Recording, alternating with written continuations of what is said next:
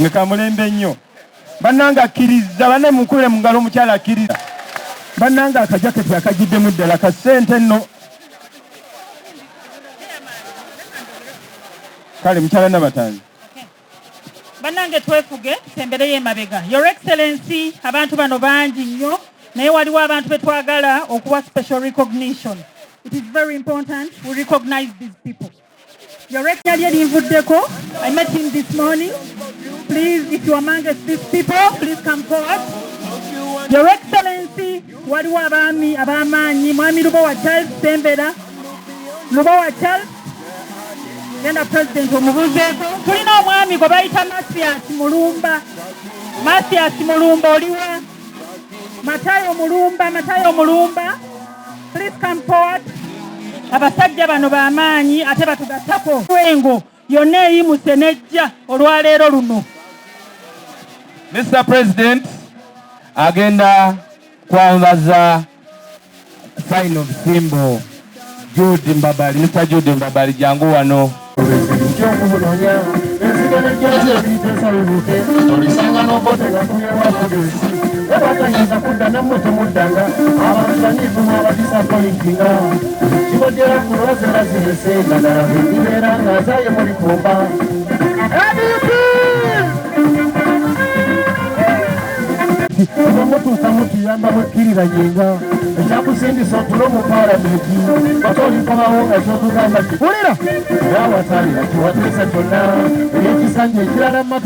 Not ordinary political party, but a revolution. The president the other day mentioned something which I want to repeat here, that we are not NUP, but we have NUP. Mukateke dako.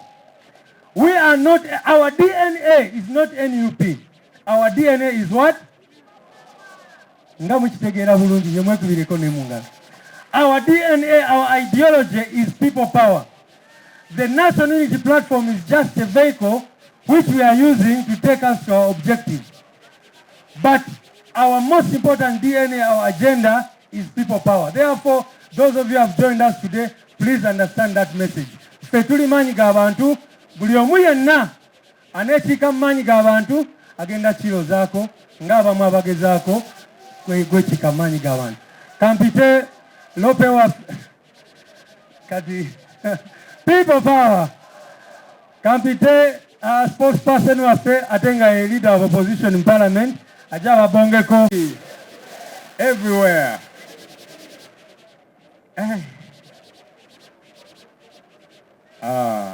Kanza kenjogera Oluganda. Oluzungu njadduse embyalo leero lukendedde muko. Bannange abatwegasseeko olunaku lwa leero. Tubaaniriza nnyo nnyini ddala abantu abo tuddemu tubakubire mu ngalo abatwegasseeko. Mwebale kujja kutwegattako. Ono akyajja bintu bya yero. Abirekewo mwagala kakasiza ddala temufayo kasita kamera zazikutte dda naye abitwalawo oyo musajja. Tulina okubeera sure. Baana abatwegasseeko tubaaniriza nnyo nnyini ddala. Naye ate eno gye muzze bya ddala. Kubanga munnange ebbanga eryayita waliwo abajja ne batwegattako ne tubawa zikaadi n'ebirala naki. Kakati busajja bufuusa obusajja. Biboogera tebitegeerekeka. Bulya n'omusajja eri. So kaakati ffe tusigala enzigi zaffe nga nzigule nga twaniriza buli ajja twegattako naye nga tugamba nti bannange ate nammwe temutulyamu olukwe. Kubanga twanirizanga abantu wano naye kati abamu boogera ebitategeerekeka bakola ebitategeerekeka. So tujja sigala nga tubataddeko amaaso. Kubekinga kiwandi tuli ku mulamwa naye tulina essuubi nti muzze nga muli kwalaali nti era tugenda maaso n'ensonga ssemasonga ey'enkyukakyuka. Si weewaawo ekyo nkimazi. Twagala okwebaza abamu ku bano abali wano muli basuubuzi. Si weewaawo twagala okwebaza abazungu. Mr. President, I want to join you, sir, and the rest of the leadership to welcome everybody that has joined us from wherever. Some have come from NRM, Other political parties, we do welcome you and want to caution you that where you have come, it is serious stuff. It is serious business. Our hope is that you have not come just so that you can increase your bargaining power. Because in the past, there are people that have come to join us. A short while down the road, they begin to speak in tongues. So they came to us, to use the people of Uganda. Our hope is that everybody that has joined us is on the right track. And we are sure you are on the right track. Those that have come from Northern Uganda, from Western Uganda, Eastern Uganda, Central Uganda, we welcome you all. Let's keep moving. Let's push and do all that we have got to do to salvage this, our country. Mr. President, I was appreciating traders who are now speaking out with action. They have closed their shops, downtown Kampala, in Masaka, in Busoga, and several other parts of the country. And they are saying they are discontented. Number one, the heavy taxes. Too much taxes that they don't understand what exactly it does. And also the modus operandi of how the taxes are collected, the FRIS. They're saying this thing is problematic. I just came from Parliament and we're telling government, please put to a halt this whole FRIS thing. And we have a proper engagement with the traders. So it's good that the traders are also on board. Because in the past, whenever we would protest even downtown Kampala, some traders would say, you guys have come to disrupt our businesses and so on. But now they are saying, well, it has come to our doorstep too. And that's what we were saying. Bad governance affects everybody, every single individual. So we've got to fight together to see that it comes to an end. So we encourage the traders, keep fighting on, keep speaking out. Because now, when we speak out with the political leaders, they say it's just politics. But now it's good it's coming from the ordinary folks who are saying, no, enough is enough. And the other challenge, the other complaint that they do have is they don't see service delivery from the heavy taxes they pay. The roads are in a shambolic state. Hospitals are ailing. Schools are about to fall on children. Roads are impassable. Over the weekend, I was in Buvuma district. And my goodness, you would think this is another world altogether. So as if it's not part of our country. And so Ugandans are saying, why are we paying heavy taxes? Where is the value for the heavy taxes we pay? Where is the service delivery? They don't see it. And they're also saying, even the little that we pay is foreign. It's not put to proper use. And that's a very critical issue. They see how much money is stolen on an annual basis in different departments of government. And when we speak out, they think we are politicking. We shall keep speaking out about every sector, including Parliament, where I see it as leader of the opposition. You know, somebody the other day, one of the MPs from the other side was telling me, but you are a member of Parliament here. Why do you keep bashing Parliament, which you belong to? I said, hey, before I even point a finger at the executive, I must clean up my house, my territory, my backyard. Yes, it's important. It's important. And we shall not keep quiet. They've intimidated us. They will do all manner of things. I hear they are planning accidents for us. Our God protects us. And we shall not keep quiet. So that's the message to those who are planning all manner of things for us. All your planning is in vain. Sabalowooza bajja tupangira obubadi oba zi accidenti oba ziki munaye Katonda yatukuuma era ajja tukuuma tujja sigala nga twogera tetujja sirika.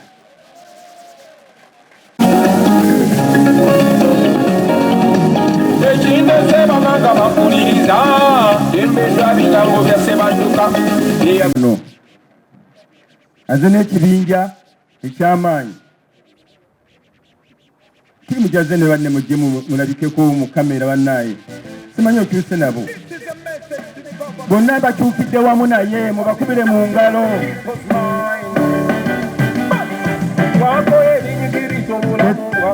DJ abagoma mwefuge tazze yeka azze n'abakulu bano bali potential nnyo tubulireko olugendo ne mu bwabo people power nkyabiyiga buyizi naye nzize sebo president waffe Kyagulanyi Ssentamu bassebo mwenna mu bitiba byammwe sijja kumenya protocol kubanga sinaba kugitegeera bulungi naye nja kuyiga naye njagala in a special way eddIiro musituleko eddIiro president ojja kunjigiriza musituleko mukyalo oyo mukubireko mu ngalo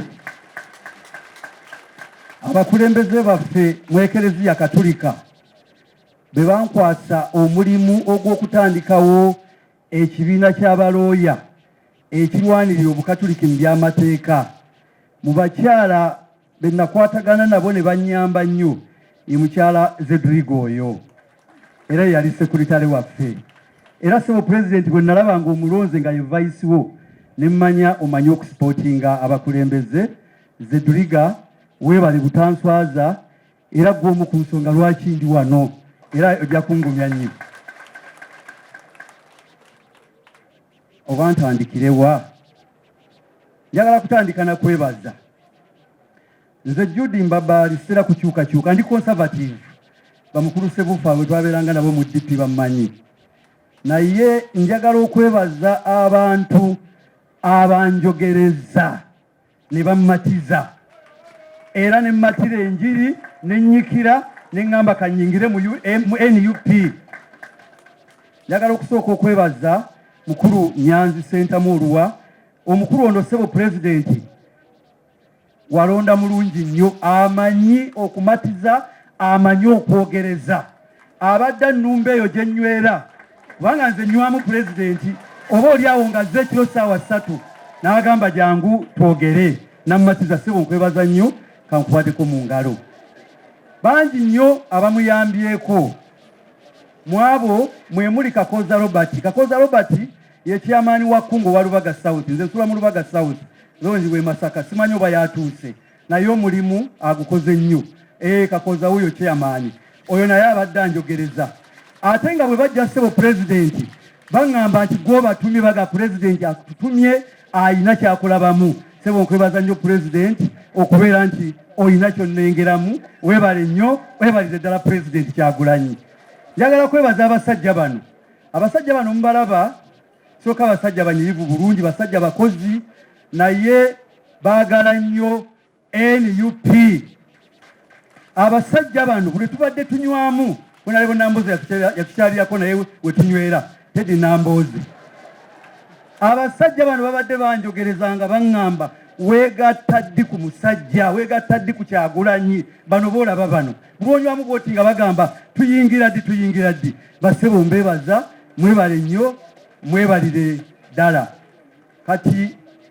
ngenda ku nsukulu lwaki negasse ku National Unity Platform nze netegereza nnyo na trainingibwa ebyobufuzi omukulu gwe bayita Dr. Sebogerere yandaba nkyali Makerere ndoza nasportinga wali luli awo mukulu Sikweyamanga afa nga nakafuluma mu university emyezi 6 mukulu Semwogere n'angamba nti nze nkwesize ngenda kukwasa obwogezi bw'ekibiina kya DP nga ndi muto tutandika okwogerera ekibiina ebiseera ebyo byali si biggule nga kati nga tewali na tteeka ne twogera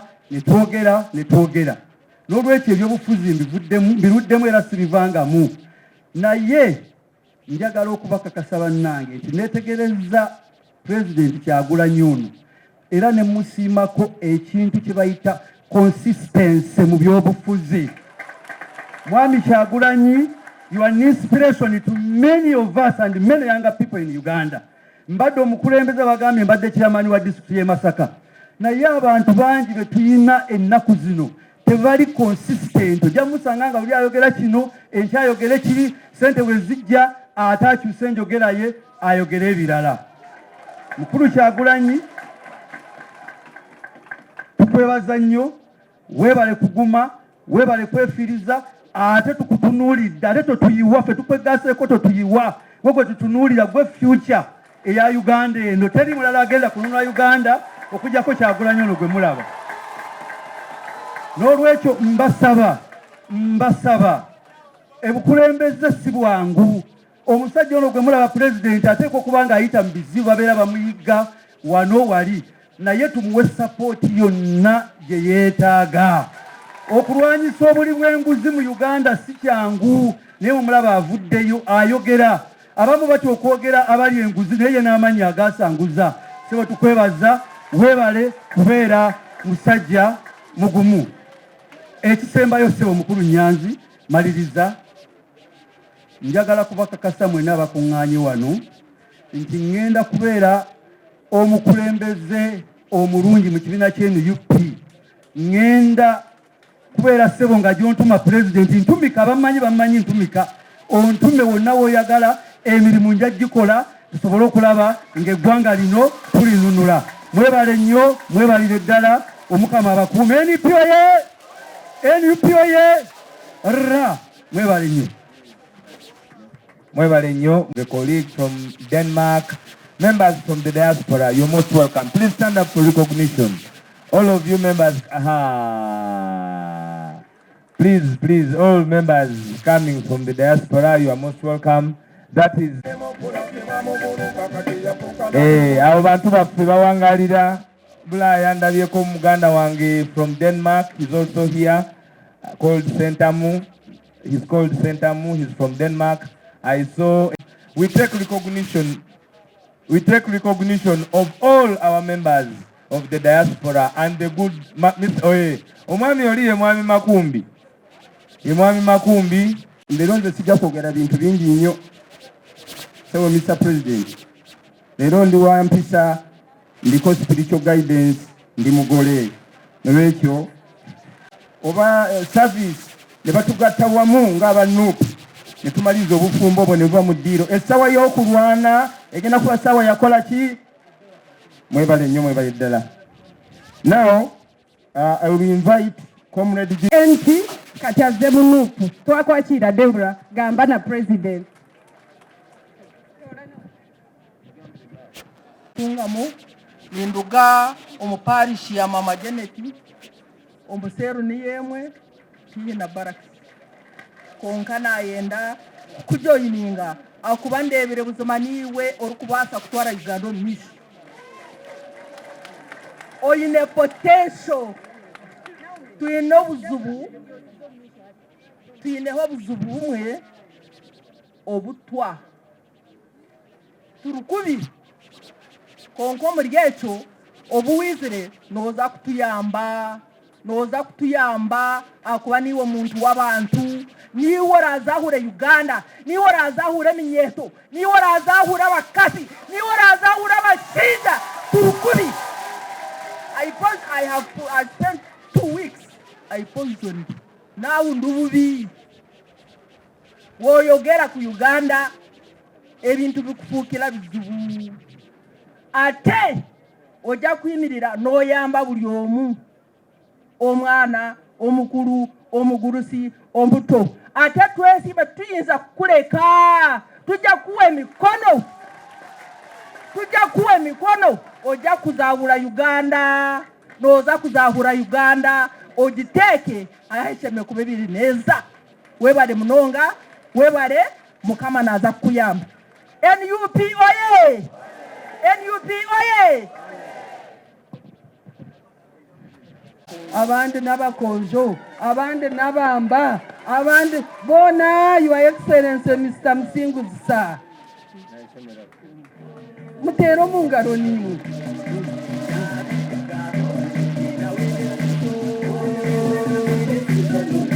The 15 people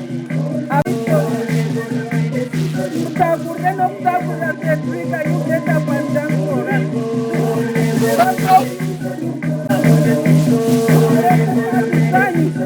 Murete kati zanye tumbire mwine musereze byose. Musereze Juliani kati zanye tumbire mwine.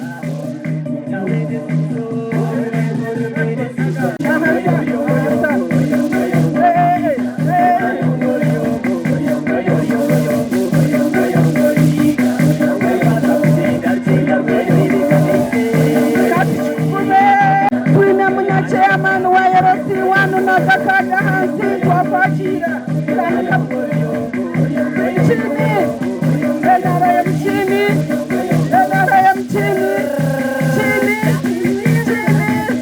nupuju yo Western Uganda mwebale mbwenu mwebale butanshwaza nimba shaba mumpurire mbwenu mureke. And talked about corruption is very paramount. Your Excellency, corruption has no religion. Corruption has no tribe. Corruption has no region. Corruption is a very big disease. The fact that you stood firm and talked about corruption, you're a brave man, the only brave man Uganda has, and you're the only hope of Uganda. We as people of Northern Uganda, we are behind you. Be firm. Northern Uganda is mobilized because of that one statement. Thank you, Mr. President. Secondly, Mr. President, I said that I did.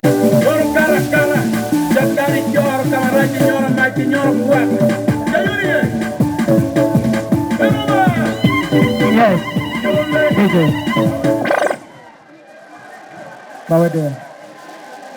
Welcome. They have come with their t-shirt.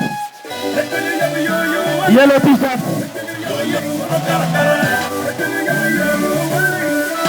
Thank you very much. Wait.